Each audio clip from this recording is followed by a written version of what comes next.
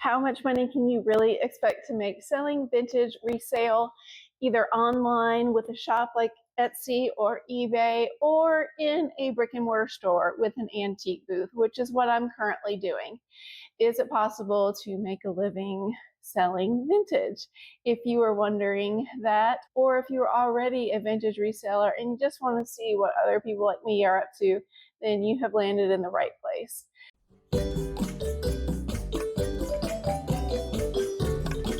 So I have a little bit of a life update, and that is that I have finally caught up with my bookkeeping for my antique booth. So I tend to run a little bit behind, but I have completed my July bookkeeping, and my total sales for the month of July were $755.91. That's not bad for July. July has historically been a little bit slow for us in the antique store. That $755, that is after the store took their 10% commission off the top of everything that we sell. So we pay our booth rent, which is based on the square footage of our booth, and then we also pay 10% commission on every single item that we sell. So after all was said and done, I made $756 during the month of July, and I think that was good. Obviously, that is not enough for a full-time living, but it is enough to pay some bills. So I'm super excited to report that. So for today's video, I'm going to do something different. Normally what I do is I just take several of my best sales in terms of profit margin and several of my worst sales in terms of profit margin for the month and share them with you. But this time I thought it would be interesting to actually show you all of the items that sold from my booth that I had purchased at 2 estate sales that I went to earlier in the spring and early summer. One estate sale, everything was 75% off, and the other, everything was 50% off because I went on Sunday. So that's when you want to go. You can go on the first day and just find items that you want and hope that they're there on the last day of the sale, because that's when they're offering the big discounts. Now, I did make an estate sale haul video of both of those estate sales, and I'm going to put both of those videos in the end card so that you can watch them after you watch this one. And sure, it's really fun to show you all these thrift hauls and all of these estate sale hauls. That's the fun part, right? Is the going out and the shopping part. But I also think and hope that it will be valuable for you to see not only what I bought, but also how much it actually sold for ultimately in my antique booth. And I do think that these prices are going to be very comparable if you sell online. So in addition to several estate sale goodies that I have to share with you, I'm going to do my usual honorable mentions at the end. These were not necessarily things that I got at estate sales, but they were just things that I was really excited they sold because I had them for a long time or something like that. So make sure you stay to the end for the honorable mentions as well. In addition to the fact that I'm up to date on my bookkeeping, I have a second life update, and that is that I have started crocheting again. And right now I'm crocheting these amigurumi octopi. So for years I crocheted my little heart out, and then I just lost the bug and lost the desire to do it. But I picked it back up again. And this pattern is available from a YouTuber. Her name is Robin, and her channel is called Hooked by Robin. So I'll put a link to her YouTube channel in the description box if you're interested in learning how to crochet, or if you're interested in making amigurumi animals. She's got some really cute patterns. So these have sold well for me in the antique booth in the past, and I hope to fill up the booth with little animals leading up to the months before the holiday shopping season, because they do sell well. I have noticed that the things that I love to sell, like hats, snow hats, don't sell very well, and I'm not sure if that's because I didn't really display them very well or what the problem was, but the animals sell really well. So I'm hoping to get some of those in the booth, and I'll take a picture of the booth with the animals in it when I get a chance to do that. Okay, the first thing that sold at the estate sale where everything was 75% off is this butter dish. And on the bottom it said made in Portugal. So it was something special. I paid $1.61 for it, and it sold for $14.40 for a nice profit margin of 89%. I would recommend, if you go to estate sales, that you always go down into the basement and go into the garage if those areas are available, because a lot of times, especially when there's just so much stuff in the house, the estate sale companies, they don't always just make it to the basement and the garage, and you can find things for great deals. Sometimes they aren't priced, so you can just make an offer.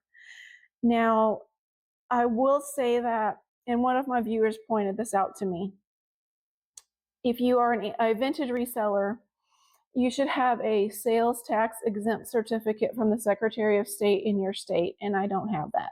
For years and years, I had stopped going to estate sales because I was frustrated by the high prices. But I've gotten the estate sale bug again, and I've been going to estate sales and doing pretty well. And I really should have a tax exempt certificate for when I go to estate sales so that I don't pay sales tax. Now, when I'm shopping at thrift stores, like if I give the cashier at Goodwill an exempt certificate for sales tax, they're going to be like, what in the world is this? Call the manager over there, and everybody behind the line is building up and all that. I don't really think that's reasonable or doable, but I'm not sure. Maybe you can let me know in the comments if you're able to use a sales tax exempt certificate at a thrift store like Goodwill. But if you're in an estate sale, everyone there who's running the sale is going to be familiar with that. So the butter dish was really only $1.50, but when I do my bookkeeping, I do include the fact that I paid sales tax. So with the tax, I paid $1.61 for the butter dish. Next up, I sold 5 vintage cookie cutters during the month of July, and the first 2 weeks of August is when all these sales are coming from. I paid just 25 cents a piece for the cookie cutters. With tax, that's 27 cents a piece, and they each sold for $2.70. I actually priced them at $3, but when I'm telling you the price that it sold for, I'm telling you the price that it sold for after the store took their 10% commission. So I made $2.70. Now, that's a 90% profit margin on these adorable vintage cookie cutters. Now, obviously, making $2.70 is not a lot of money, but I like to have things that are priced very low in my booth to attract people in. If people come in the store and they don't want to spend a lot of money, but they see something that's only $3, and maybe it reminds them of making cookies with their mom or their grandmother, or whatever the case may be, I'm always excited to find the vintage ones, and either with the wooden handle or with the aluminum handle. I'm always happy when I find them, and so I always grab them to have a nice display in the booth. Okay, in the basement at the estate sale where everything was 75% off, there was a really nice set of pottery, and it was signed on the bottom Aaron with an E. And Aaron had made all of this beautiful pottery in the late 1980s and early 1990s, and it was just really well done. I was surprised to find it on a utility shelf in a basement, honestly, but I'm glad that I rescued it, and I wish that I'd gotten everything that they had.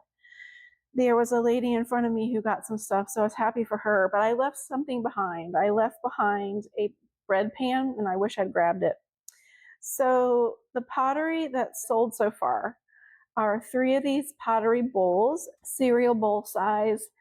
I paid 80 cents a piece for them, and they each sold for $6.67 a piece. The customer asked for a discount. That's why it's kind of a strange amount. So that was an 88% profit margin on each of the bowls. And then also this lovely pottery pitcher that Aaron made, I paid $2.14 for. If I had that sales tax certificate, I would have only paid $2 for the pitcher, and it sold for $19.80 for another nice profit margin of 89%. This pottery was just lovely, and it makes me wonder what it was doing in the basement, and who was Aaron? Was Aaron the woman who lived in the house? I always remain respectful at estate sales because often at an estate sale, the owner of the house or the owners of the house have passed away. And so I just feel like estate sales deserve our respect. And I'm happy that I can rescue something out of an estate sale. Now, I got a good deal on the stuff, obviously, but it didn't end up in the bins at Goodwill and possibly all broken and shattered into pieces, you know.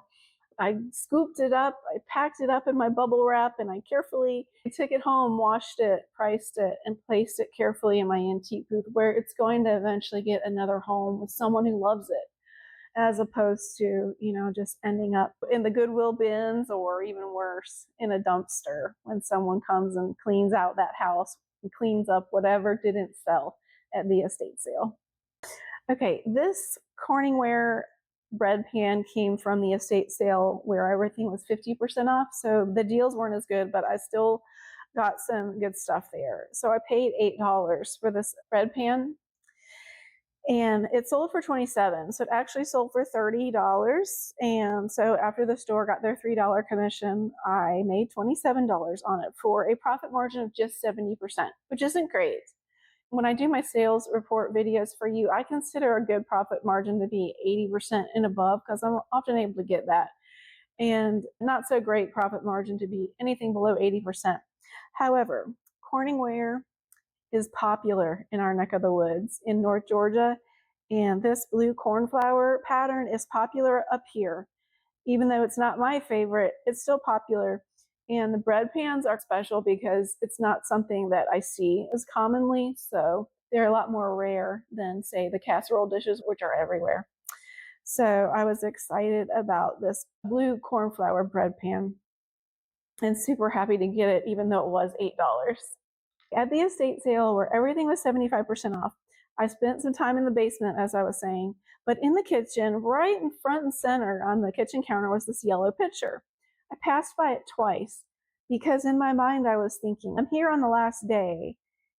That can't be something special because it wouldn't still be here at that price. If it was anything special, it would have been snatched up. But I shouldn't have second guessed myself. It was an Italian pitcher.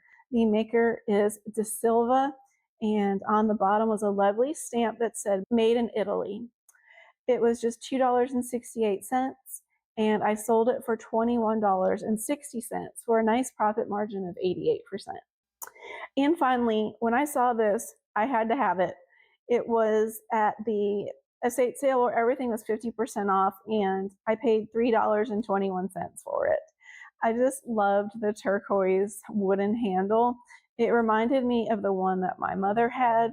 I can remember we used to make homemade pie crusts until she decided that it was just too labor intensive and you can just go get a Pillsbury pie crust out of the freezer section at the store and it's just as good. But I have memories of us with our flour actually cutting butter with a pastry blender into our recipe and making pie crust. And so I won't use it because, like my mother, I don't do such labor intensive baking tasks anymore, but I still wanted to have it to put in my booth. It sold for $10.80 for a profit margin of just 70%, but it was just the look of it and the nostalgia. I had to have it, even though it was a little bit expensive at $3.21. Okay, so these are my honorable mentions for July. And none of them came from estate sales, but the first one was really interesting. I found an amigurumi crocheted cat at Goodwill for $1.11. I can't find my photo. It didn't look like the one in the photo exactly. It was similar.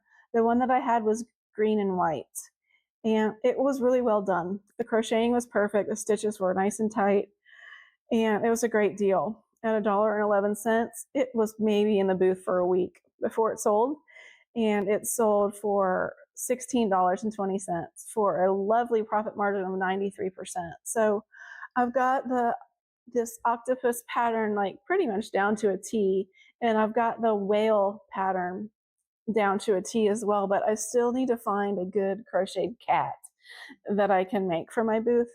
But anyways, I was super excited to see that lovely piece of work in Goodwill for just $1. And it just again made me wonder, well, it's sad. You'll see Afghans and things that people have crocheted and spent hours and hours of their life on, and no one in their family wants it, and just ends up at Goodwill. So I was glad that I was able to rescue that cat and that someone realized the value of it and how much time and effort had gone into making it, and that I was able to give that kitty a new home. Okay, this was something where I wasn't sure if it would ever sell, and I was a little concerned about how much space it took up in the booth, but I loved it. It's something that I found when I was doing my spring refresh of my booth, where I was really trying to brighten up the colors and put lots of pastels and lots of primary colors in. So when I saw this blue and white tea set and how lovely it was, I got it, and I just hoped that someone would pick it up. As everything was child sized, and someone would enjoy it, maybe with a child in their life, to have a little tea party or something like that. I paid just $3.31 for the whole set. I displayed it on top of a cake stand, and it looks really nice that way. Still have the cake stand, by the way. It doesn't have the top. It doesn't have its cloche, so that's the problem with the cake stand. I need to find a cloche that fits. The tea set sold for $28.80 for a very nice profit margin of 89%. Okay, I had a Fire King peach luster pie pan in my booth for years, like maybe 3 years. I love peach luster Fire King, and I'm not exactly sure why more people don't love it. I think maybe it just didn't show up well in the booth, or maybe my peach luster had lost a little bit of its luster over the years. So this picture that I'm showing you is from Etsy. And I thought that this Etsy shop owner did a really nice job photographing the peach luster that they have and capturing the color.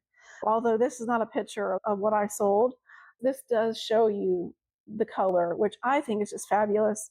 I paid $3.21 for the pie pan, and it sold for $18 for a pretty decent profit margin after all of those years of 82%. And finally, my 2 spaghetti poodles that I was so excited when I found them at Value Village. They were only $1.99 each. So with the tax, I paid $2.13 a piece.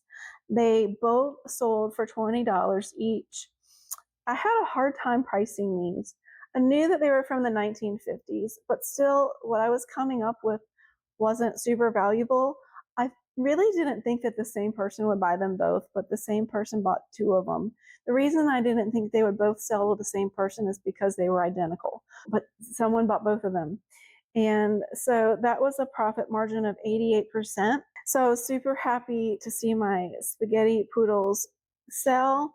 And one of the other vendors actually got credit for my spaghetti poodles instead of me. My booth vendor code is JAD, it's my initials, and her booth vendor code is J, so just plain J. So there was a mix up in the bookkeeping, and she accidentally got paid for my poodles, but she was super honest, and she told me that she had gotten paid for them by accident, and so she wrote me a check. I bought something from her booth. Her name is Kathy, and I'm gonna do a short where I showcase her booth. That's gonna be the next short that I do. But I bought this from her booth last weekend. So we have this joke that you have to be careful at our antique store because it's really easy to spend your whole paycheck there. I didn't spend my whole paycheck on these guys, but I'm super excited about them. I think that they're 1950s based on the shape of their heads and how big their eyes are. I just love them. It's really nice, heavy brass, and so I bought these from her booth. I'm going to show you her booth next. I'm doing these new shorts, and they're basically, the whole idea is, if you could have anything from this booth, what would you choose? So her booth will be spotlighted next. I'm really not doing my booth. I'm trying to showcase other booths around our store. And our store is located in Ellijay, Georgia. So if you're ever in our neck of the woods, I hope that you'll come visit us. Thank you so much for watching today. And as always, I look forward to seeing you again in the next video.